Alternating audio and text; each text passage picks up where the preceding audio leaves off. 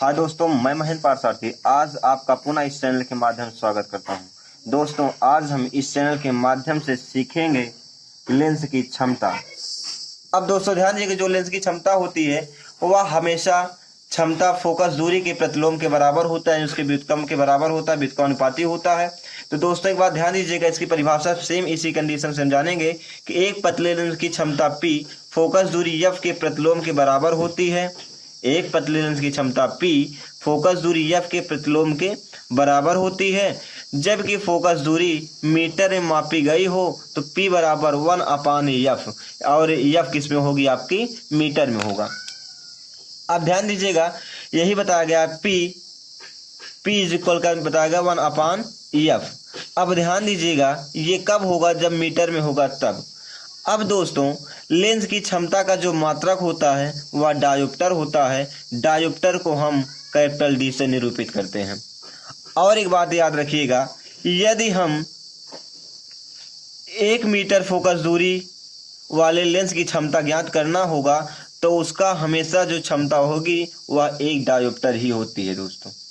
और एक बात यहाँ पर जानेंगे, अगर आपकी लेंस की क्षमता यानी फोकस दूरी कम होगी तो क्षमता अधिक होगी, अगर आपकी क्षमता अधिक है तो फोकस दूरी लेंस की कम होती है दोस्तों। अब इसके बाद आप जानेंगे कि संपर्क में रखे दो पतले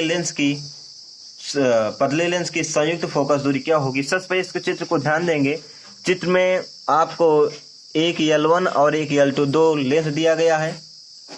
तो दोस्तों ध्यान दीजिएगा कि इसमें यह बताया गया है कि सबसे पहले क्या होगा, जब आपका लेंस दोनों उत्तल लेंस होगा तब। इस कंडीशन में कि आपका L1 और L2 दो लेंस दिया गया है और ये आपका वस्तु है, वस्तु का पहला प्रतिबिंब आपका ये बना और दूसरा आपका ये बना।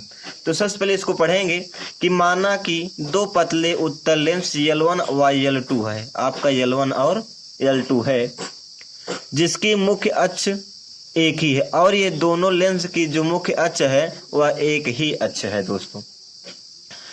अब तथा फोकस दूरियां F1 और F2 है और पहले लेंस की फोकस दूरी F1 और दूसरे लेंस की फोकस दूरी F2 है। वायु में एक दूसरे के संपर्क में दोनों लेंस एक दूसरे के संपर्क में यानी कि रखे गए हैं। एक बिंदु वस्तु O मुख्य अक्ष पर पहले L1 के सामने U दूरी पर रखी गई है। ये आपकी वस्तु है। यह वस्तु पहले लेंस L1 के मुख्य अक्ष पर यहाँ से U दूरी पर रखी गई है। अब यदि लेंस L2 ना हो, एक मिनट आप लोग ध्यान दीजिए कि अगर मान लेते हैं कि L2 जो आपका दूसरा लेंस L2 है वो ना हो, तब इस कंडीशन में जो आपका प्रतिबिंब बनेगा वह I' पर बनेगा, क्योंकि जब किरण यहाँ जाएगी, जाने के बाद यहाँ पर अपवर्तित होगी और यह अपवर्तित होकर के यहाँ पर जाएगी और यहाँ पर आपका क्या बनाएगा, प्रतिबिंब बनाएगी। उसके बाद यदि आपका L2 लेंस को रख दिया जाए तो पुनः ये किरण यहाँ से जाएगी, अपवर्तित होगी, फिर यहाँ पर इस लेंस के पास जाएगी, फिर से यहाँ पर अपवर्तित हो जाएगी। अपवर्तित होने का मतलब यह फिर से झुक जाएगी और जब ये झुक जाएगी तो अगर यहाँ से झुकी फिर यहाँ झुकी, आपकी किरण क्या होगी, यहाँ पर जाएगी। तो जो आपका दूसरा प्रतिबिंब होगा I यहाँ पर बनेगा। अब ध्यान दीजिएगा, अब जो आपका ये प्रतिबिंब है यह दूसरे लेंस के लिए आभासी वस्तु का काम भी करती है। तो सबसे पहले हम ध्यान देंगे लेंस के सूत्र से। लेंस का सूत्र आप लोगों को पता है 1/V minus 1/U is equal 1/F, यानी कि 1/F बराबर 1/V माइनस 1/U होता है। अब इसमें ध्यान दीजिएगा कि पहला प्रतिबिंब आपका कहाँ बन रहा है, L2 से L1 का प्रतिबिंब कहाँ बना दोस्तों, I' पे। तो L1 का जो पहला प्रतिबिंब इसका हम V' मानेंगे और पहला प्रतिबिंब की दूरी क्या होती है, V होती है। V यानी पहला प्रतिबिंब आपका I' बना, इसलिए इसको हम V' बोल देंगे। और दूसरा प्रतिबिंब जो आपका बन रहा I, ये लेंस से V दूरी पर है और लेंस से आपकी वस्तु U दूरी पर रखी गई है। तो ध्यान दिए, जब हम पहला लेंस लेंगे, पहले फोकस दूरी लेंगे तो यहाँ पर जो आपका प्रतिबिंब की दूरी होगी V' है, तो 1/F इक्वल 1/V माइनस 1/, इसको समीकरण 1 मान लेंगे। अब प्रतिबिंब I' दूसरे लेंस L2 के लिए आभासी वस्तु का काम करते, कहने मतलब ये है जो आपका ये प्रतिबिंब है, ये प्रतिबिंब आपका इस लेंस के लिए आभासी वस्तु का काम करती है, अतः दूसरे लेंस की फोकस दूरी, दूसरे लेंस की जो वस्तु की दूरी है वह u डैश v डैश होगी, क्योंकि आपका ये प्रतिबिंब की जो दूरी है यहाँ से, यही आपका वस्तु का काम कर रही है इस लेंस के लिए। तो जो आपकी वस्तु ये हो गई दूसरे लेंस के लिए, तो आपकी इसकी दूरी क्या हो जाएगी, आपका v डैश यानी वस्तु की दूरी ये हो जाएगा दूसरे लेंस के लिए। तो यदि लेंस L2 आई डैश का प्रतिबिंब आई बनाता है, यानी आई डैश का प्रतिबिंब क्या बना रहा है दोस्तों, आई बना रहा है, जिसकी लेंस L2 से v की दूरी है, तो लेंस के सूत्र से पुनः 1/f2 is equal 1/v dash, यानी आपका वस्तु की दूरी क्या होगी दोस्तों, यहाँ पर v डैश रख देंगे और आपका प्रतिबिंब की दूरी क्या है, v है। इसको समीकरण 2। अब समीकरण 1 और 2 को दोनों को जोड़ लेंगे, समीकरण जोड़ेंगे तो क्या हो जाएगा 1/f1 और 1/f2 एक साइड हो जाएगा और ये पूरा पोर्शन एक साइड हो जाएगा, ठीक। और जब ये दोनों आपस में जाएंगे तो क्या होगा, ये क्या होगा, इससे कट जाएगा, तो सिर्फ और सिर्फ आपको मिलेगा 1/v minus 1/u is equal 1/f1 plus 1/f2। इसको मान लेंगे समीकरण नंबर 3।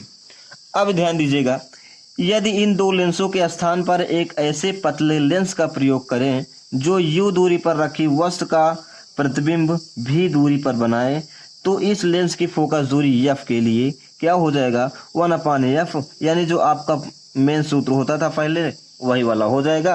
अब समीकरण 3 और 4 से क्या करेंगे, तुलना कर देंगे। ध्यान दीजिएगा, जब हम समीकरण 3 और 4 की तुलना करेंगे तो इसकी फोकस दूरी निकालेंगे, तो आपका ये दोनों इक्वल है तो कट जाएगा, तो 1/f के स्थान बराबर क्या हो जाएगा, 1/f बराबर क्या होगा दोस्तों 1/f1। समीकरण 3 ये है ना आपका, जब समीकरण 3 ये है और 4 से तुलना करेंगे तो क्या हो जाएगा, इससे क्या होगा, ये कट जाएगा, तो 1/f बराबर क्या मिलेगा 1/f1 प्लस 1/f2, यानी 1/f1 is equal 1/f1 plus 1/f2। आपका समीकरण नंबर 5 हो गया दोस्तों। अब ध्यान, इस सूत्र की से संयुक्त लेंस की फोकस दूरी f की गणना हम कर सकते हैं।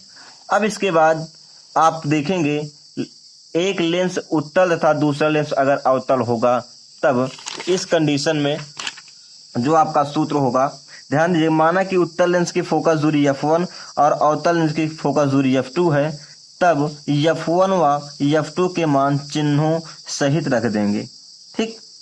अब ध्यान दीजिएगा कि आपका दूसरा लेंस f2 है, अवतल जो है अवतल लेंस की फोकस दूरी निगेटिव होगी और उत्तल की फोकस दूरी पॉजिटिव होगी, तो 1/f1 प्लस 1/f बराबर 1/f1 और f2 की आपकी फोकस दूरी अवतल, इसलिए आपका माइनस f2 कर देंगे। अब बराबर करके 1/f1 minus 1/f2 plus minus minus हो जाएगा, तब इसको हम सॉल्व कर देंगे, इसके साथ गुणा, इसके साथ गुणा करा करके इसको सॉल्व कर लेंगे, तो अब क्या हो जाएगा, फिर यहाँ पर 1/f बराबर 1/f2 माइनस f1/f1 f2। अब जब हम इसके साथ गुणा करा देंगे यानी कि उल्ट देंगे, तो f का मान क्या आएगा, f1 f2/f2 माइनस f1, यानी आपका यही दो आपका मान आएगा। और ध्यान देंगे कि यदि आपका f1 का मान f2 से अधिक होगा तो f का मान ऋणात्मक हमेशा होगा, जो आपकी फोकस दूरी होगी उसका मान निगेटिव होगा। इस कंडीशन में संयुक्त जो आपका लेंस होगा वह अवतल लेंस की भांति व्यवहार करेगा, यानी जब f1 का मान अधिक है f2 से, तो आपकी फोकस दूरी निकलेगी पहले वो जो सूत्र बताया उस सूत्र से, तो आपका f का मान निगेटिव होगा। इस कंडीशन जो आपका लेंस होगा वह अवतल लेंस की भांति व्यवहार करेगा दोस्तों। अब यदि आपका f1 का मान f2 से अधिक, यानी पहले लेंस की फोकस दूरी का मान दूसरे लेंस की फोकस दूरी से कम है, तो जो आपकी फोकस दूरी का मान निकलेगा वह धनात्मक होगा। इस कंडीशन में संयुक्त लेंस जो होगा वह उत्तल लेंस की भांति कार्य करेगा। अब यदि f1 और f2 दोनों बराबर है तो f का मान अनंत होता है। इस कंडीशन में आपका संयुक्त लेंस समतल प्लेट की भांति काम करेगा, क्योंकि समतल दर्पण की ही फोकस दूरी अनंत होती है। अगर जिस लेंस की फोकस दूरी अनंत होगी वह आपका किसके भांति काम करेगा दोस्तों, समतल प्लेट की तरह समतल बन जाएगा। अगर हम इसके बाद संपर्क में रखे दो लेंसों की संयुक्त क्षमता हम ज्ञात करना हो तो ध्यान दीजिएगा, यदि दोनों लेंस की जो क्षमताएं P1 और P2 हो तो क्या होगा, उसी समीकरण मान रखेंगे P बराबर P1 प्लस P2 ही होगा।